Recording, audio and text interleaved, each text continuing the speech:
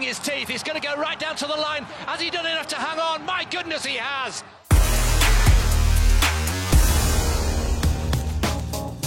All right, the outdoor track and field season is upon us, and so too is the Diamond League season. And for more on that, and a great start for some of the Canadians, let's go to our track and field expert, Morgan Campbell. Wonderful to see you. Listen, Marco Arop decided to pace his indoor season. He didn't go to the World Championship. It was all about staying healthy for the outdoor season. And bam, Morgan, he wins the opening Diamond League. What did you like? Because his finish looked really strong.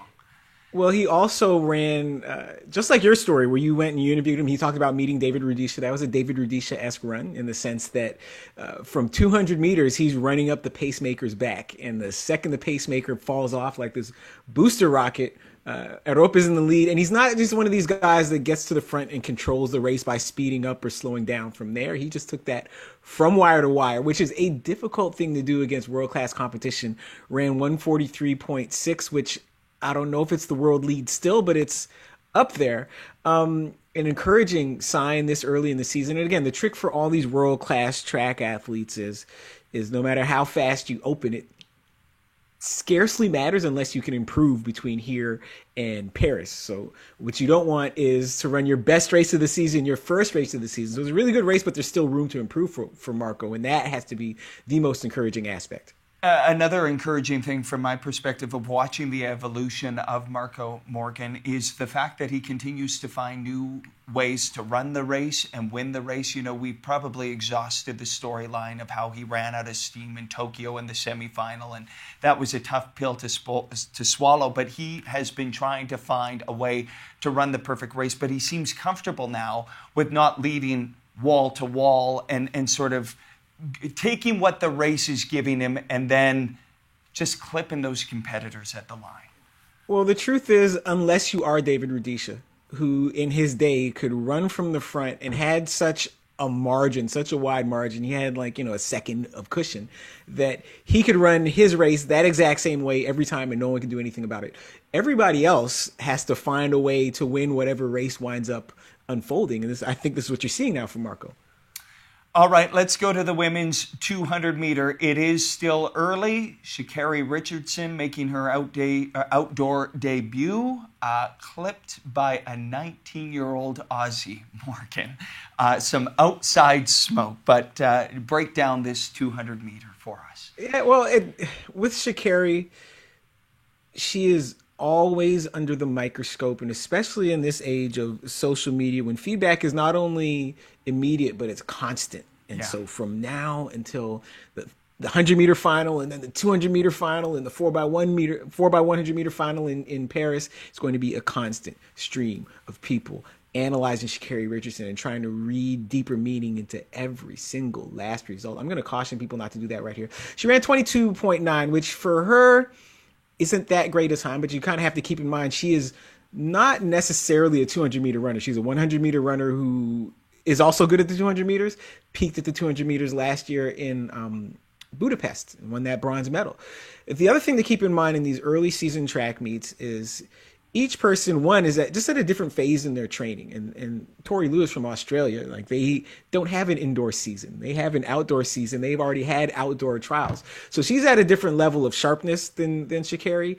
And every athlete, the more you watch it, the more you learn that every athlete reacts differently to making the trip overseas. And so what we don't know is Sha'Carri's level and all the Americans that flew to China for that meet, what their level of jet lag was, because that's a real thing.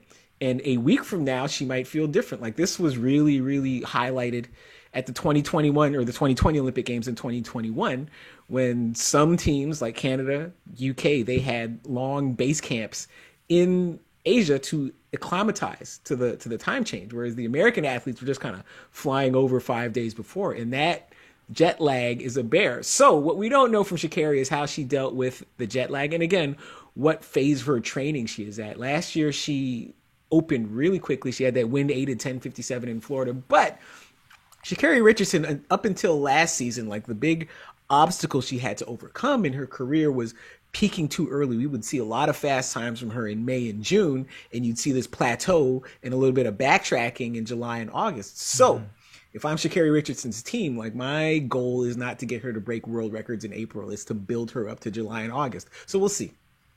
That's fantastic context, Morgan, because I'm thinking when you are under that microscope and you're at an international meet, it would be human nature to want to blast out of the blocks. And so how do you, as an athlete and somebody who is a star in this sport, reconcile that listen, every time you go out there, you don't have to be a world beater. I think that would be a challenge in a lot of ways. But each athlete understands where they are in their training block and their coaches. So within each athlete, they understand what they should expect to be able to do, when a 22.9 is something to accept and when a 22.9 is something to panic over. But again, we have to caution against trying to project Paris podium results from one-off races in April. But we, especially in sports media, it's very difficult for us to resist that temptation. All right, well, let me try and resist the temptation of asking you about Christian Coleman's 10.13 to win the men's 100 meter. Put this into context, because I looked at that number. But this is a perfect example, because on paper, it doesn't seem very impressive, especially given that this weekend we saw a 19-year-old collegian in Tennessee run 9.94. We saw a 17-year-old high school student, Christian Miller, down in Florida run 9.93, which might be the win legal world lead at this point, right? And then you look at Coleman, and he's 0.2 behind. Fred Kerley's a little bit behind that, and you wonder what's wrong with these guys. But again, first meet of the year, well, not for Kerley, but first 100 meters of the year after a long plane ride. Everybody adjusts a little bit differently. We don't know what kind of training week they put in leading up to this. Were they loaded up in training? Were they training hard, or were they tapering, focusing on this meet? And what was impressive, because sometimes you have to put the stopwatch a little bit to the side and sort of look at the process, because Christian Coleman is a guy we are used to seeing blast out to a big lead in the first 60 and then just hang on. Whereas in this race, he was probably the second or third guy to 30 meters, and then kept accelerating beyond that. So he might just be working on something. Again, this early in the season, it's hard to tell who has peaked for this race and who's at this race working on something. So if you're Christian Coleman, 10:13 isn't your best time, but you will definitely take the win. And definitely accept the process, the fact that you weren't the first guy to 40 or 50 meters, but you were the first guy to 100. All right, let's go to Baton Rouge, Louisiana, where it was a great day for Canadian Audrey Leduc, surpassing Angela Bailey's 36-year Canadian record. That's a long time, Morgan, for that record to stand. But I caught up. I was with Audrey in Glasgow for the World Indoor Championship, and after her semifinal, which was a personal best time, she told me, I've had a great indoor season, and I think that's going to translate to something special outdoor. And we saw exactly that, getting the Canadian record in the 100. Yeah, the thing about Audrey Leduc's run, it's one of these runs that a lot of track nerds might criticize because they don't think she had a good start. But if she's running as fast as she's running in the middle of the race and finishing as well as she finishes, and in this case, the stopwatch is very reliable. It's a very reliable indicator of whether or not you had a good race. So don't talk to me about you think her start was slow, because all these people that started slower than she did not reach the max velocity that she did not reach the finish line as quickly as she did. So her start was as good as it needed to be to get her to a Canadian record, a personal best. She's taken 0.3 of a second, almost more than a quarter of a second off her personal best in the 100 meters this season compared to last season, and then another 0.2 last season compared to the season before that. So she now, is it realistic to expect her to take another quarter of a second off her 100 meter personal best in another year? No, you're at the point now where the margins are very slim, but this is impressive work from Audrey Leduc, and pour one out for the late great Angela Bailey. Like, for this record to stand for 36 years when they had the tracks weren't as fast as they are now. They certainly did not have the super shoe technology that people have now. And Angela Bailey was a proudly, defiantly drug-free athlete back in an era when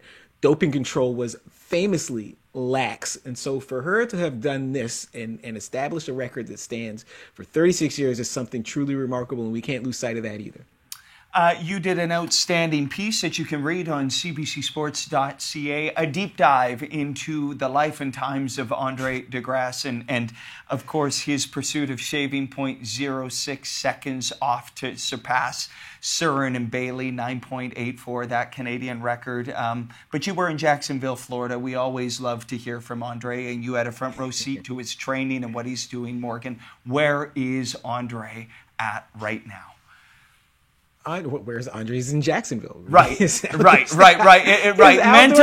Mentally, physically, spiritually. His outdoor season is set to open this Friday, April 26th, at a meet at their home track in Jacksonville, Florida.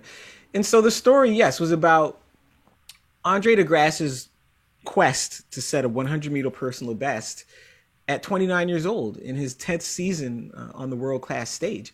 And it's not a simple thing to do. When you think about the fact that since we first saw Andre DeGrasse, the personal best he set in 2015 was 9.92 seconds. And for all the medals that he's won since then, and all the accomplishments and all the 200-meter national records, his 100-meter time in the last 9 seasons has improved by 0.03 seconds. But to set a national record this year, he's going to need to double that margin in one season. It's a very difficult thing to do, but he feels like he's entering a season healthy for the first time in a long time. And all the numbers that you try to use to triangulate and project how fast somebody should be able to run are starting to line up for Andre DeGrasse in terms of his power numbers. Now the story opens with the scene of him struggling through a set of 250-meter runs. Not through all of them, but definitely through the last one, because it was in January, and that workout is designed to be really difficult. But once his body starts adapting to those workouts, that's when you see the Andre DeGrasse that we're used to seeing, in the sense that he's a guy that might not have the fastest max velocity, but it's close, but he hits it at the right time and maintains it better than almost anyone else on Earth. And so his big challenge is squeezing a tenth of a second out of the first 30 meters of the race without it costing him in the last 40. And so we went deep into the on-track work, the weight room work, the recovery work that goes into trying to find 6/100ths of a second to get Andre DeGrasse to the national record. It's a brilliant piece, Morgan. It is a lesson in science, physiology, mathematics. So take a look at that. I did write it with all of my track nerd friends in mind, but also tried to put it in language that the casual sports fan can understand. Mission accomplished. Okay, lastly, the World Relays in Bahamas. I'm going to be there. Somebody had to be on that assignment, and I raised my hand for that. Canadians competing across the board. Of course, Andre and the usual cast of characters are going to be there in the men's 4x100 meter. This is crucial, Morgan, this event, in terms of qualifying for Paris. But I know there's also a lot of excitement around the men's 4x400 meter team. So over to you for some thoughts on what you're looking forward to for the World Relays in the Bahamas. Two big questions. One, with the men's 4x100 meter team, is that they need some depth above and beyond Andre DeGrasse and Aaron Brown, because the way the Olympic schedule is set up this season, it's going to be the same as Budapest last summer, in the sense that the 200 meter final and the 4x100 meter preliminary round are in the same session, not even on the same day. You don't even get a chance to take a nap in between. It's the same session. And so it's the question of whether, provided everything goes the way we think it will go, let's say Andre DeGrasse and Aaron Brown both qualify for that 200 meter title, for that 200 meter final. Do you also want to put both of those guys out there for the 4x100 meter prelim? The truth is, that Canada has done as well as any team could do in the 4x100 meters with 4 guys, without a ton of depth. But now these guys are a little bit older. Aaron, this is probably going to be his 4th Olympics. Andre's pushing 30. He's 29 and a half now. You don't snap back like you used to. That's one of the things we covered in the story with Andre. You do not just bounce back from these runs like you used to. On his best day, he could still perform his best ever, but that ability to bounce back between rounds, this is why you need depth. And the men's 4x400, if World Relays is their chance to qualify for the Olympics, again, they're going to need depth. Christopher Morales-Williams, who may or may not have set an indoor world record in the 400, depending on what they're saying about his starting blocks, but is the fastest ever recorded time indoors. Right. But he's in the middle of his season at the University of Georgia. And so how do you talk his coach into letting him take a side trip to the Bahamas to get Canada into the Olympics? But if Canada makes the Olympics, in the men's 4x400 meters, there's no keeping him off the team.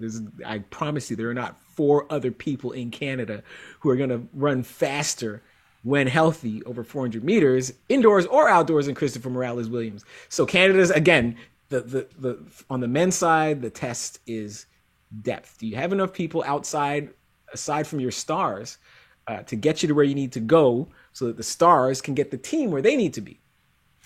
And hopefully the stars align for Canada in the Bahamas. And of course, another thing to pay attention to, Marco Arope, of course, the 800-meter specialist, is going to be down there. Basically, the ultimate team player, scheduled to either compete in the men's 4x400 meter, depending, as you say, on who actually shows up from the NCAA, or the mixed 4x400 meter. But a lot to pay attention to down there. Okay, the man who can tee things up for the track and field nerds and keep his calm in touch with all of us as well, Morgan Campbell. Thank you so much. Appreciate it.